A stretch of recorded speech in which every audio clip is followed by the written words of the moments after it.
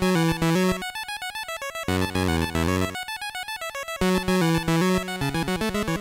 Lime-Flavored Network, the tastiest netcasts online.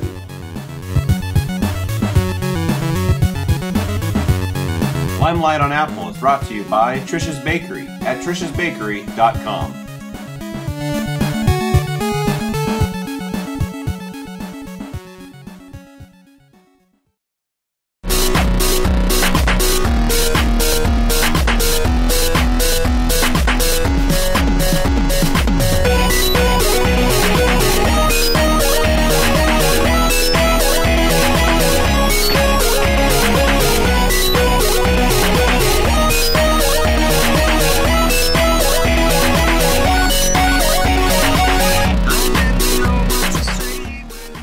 Welcome to Limelight on Apple, Episode 4, being recorded and broadcast live on March 13th, 2013. I'm DJ Allen. I'm Tricia Allen. And that is Holden.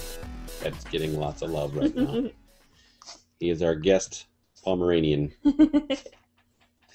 We're running a little late. That's largely due to the fact that I got preoccupied with something else and realized late with her help that I had to do this. Oops. But it was we were beefing up for your business. Yeah, we're dog treat making fools. Yeah. Well, it kind of helps anyway that we're running late because we actually don't have a whole lot to talk about. So we're going to go with my one story that I wanted to talk about. And then we're going to recommend our apps. And you're going to hear a loud beeping at some point because we are finishing the baking while this is going on. So the story is that Nokia is joining Apple in... let me not just guess. Let me... Are you going to screen share? I could screen share, but... No, I'm not. That would make too much sense. Oh, okay. There's several injunctions that Apple is attempting to place on Samsung to block their products. Nokia is now jumping in as a team member to that, and if I screen share, you can see the story. Whoa, whoa, whoa, whoa, whoa. There we go. Hopefully now you can... Yeah, now you can see it. Okay, so what we have here is Nokia joins Apple to secure injunction against Samsung, and it's the first time any company has jumped in to aid Apple, basically. So I wonder if Nokia isn't doing it because Samsung is leaning on them too, or if they're just looking to get ahead, or maybe they have a design too that Samsung has taken that they haven't released yet. What do you think of that? I think that Nokia just needs to be friends with anyone they can be to keep them floating. That's a good possibility. Yeah. Okay, so now with that was our story. My only topic that I wanted to talk about was the iPhone 5S rumors that are starting, but there aren't many rumors yet. It's more like a "I think it's coming" rumor. The announcement we think is going to be, well, they may make an announcement in March, but I think that the actual phone release won't happen till late in the fall. So I would think that they would do the announcement then, personally. But if rumors are already starting now, I am wondering what they are announcing in March. They wanted, well, the rumors are that it's going to be the iPhone 5S. Did you catch what the iPhone 3S's S stood for today when you watched? No. No? Apparently the S stood for speed. Wait. The 3GS okay. is speed. The 4S is Siri.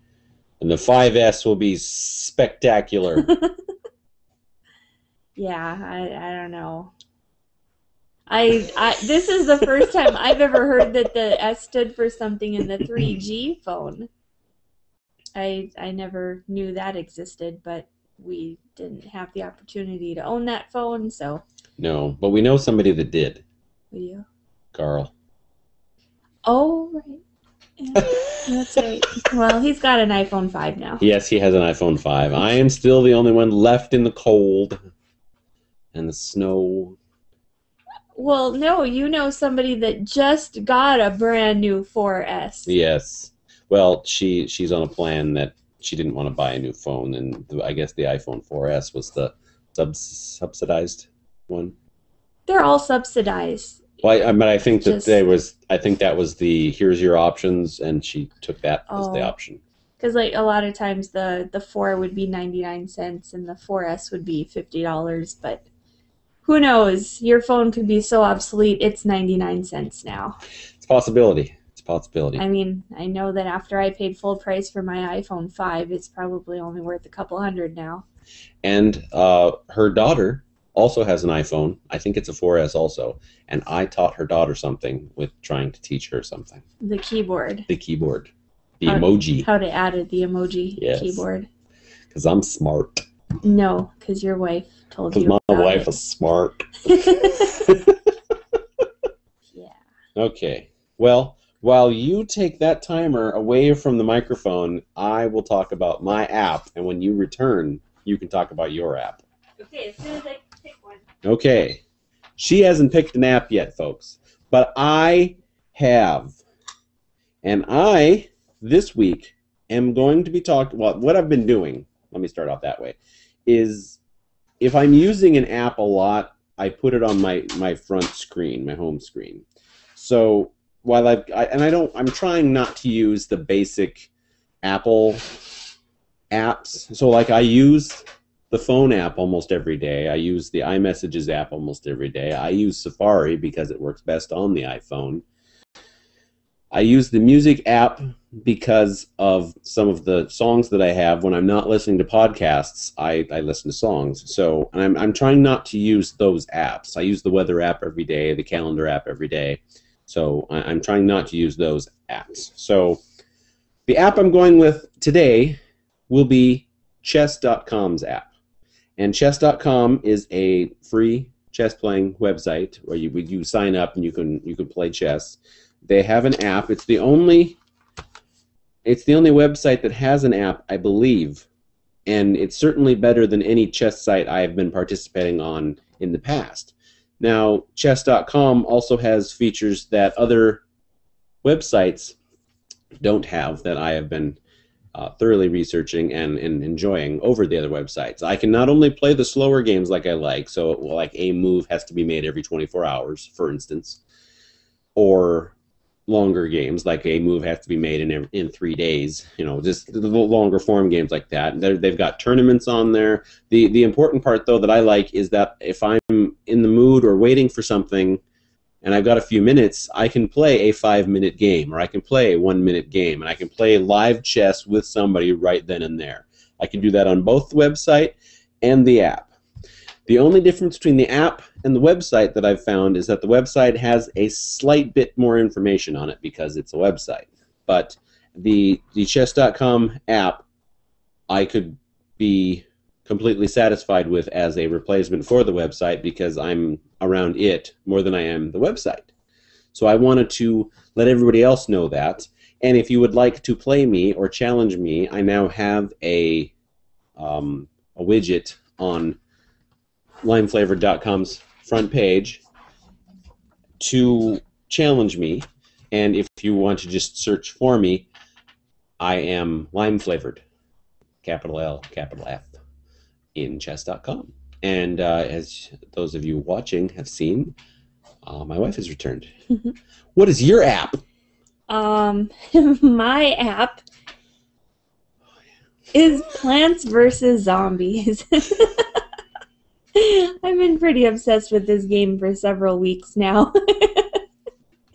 I've beat it 4 or 5 times. You should put a 0 behind that, 40 or 50 times.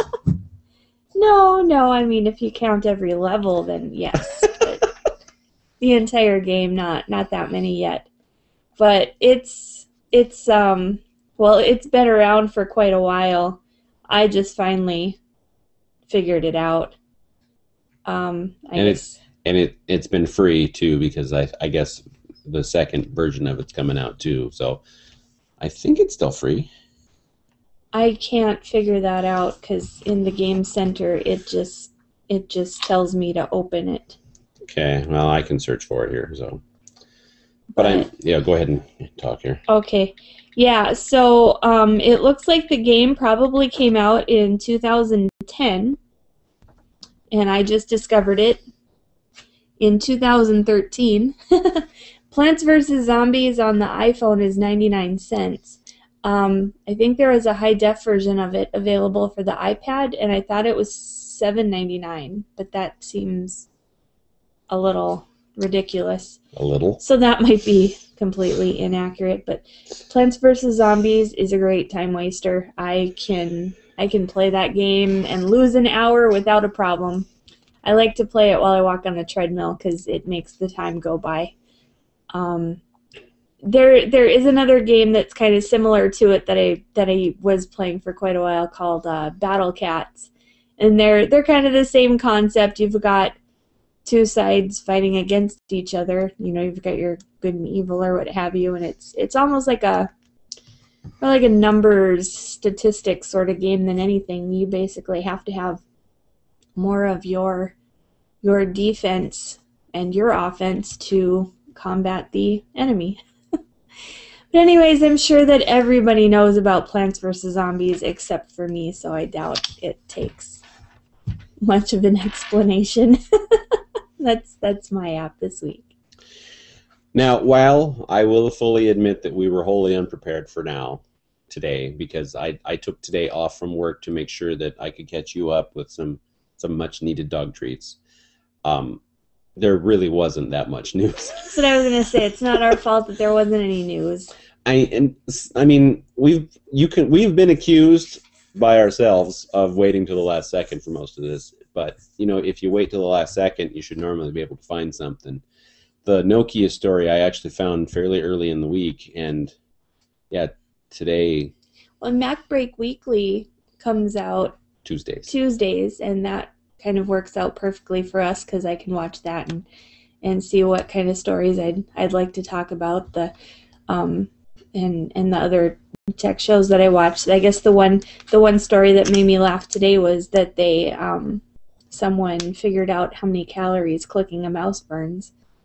Oh, that's what you posted that for. Yeah. Yeah, they were talking about some researcher figuring out how many calories you burn by clicking your mouse, like how much effort and everything it takes to move one index finger, you know, putting this much pressure on. Yeah, anyways, they were very scientific.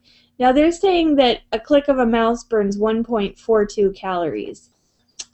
I know. I find that completely impossible to believe because we can walk on the treadmill and for a long time before we get to a calorie. Right. A calorie usually takes several seconds of walking. Yeah. Well, actually, yeah, several seconds. It's under a minute because you can burn a couple hundred calories in an hour. It's definitely not instantaneous.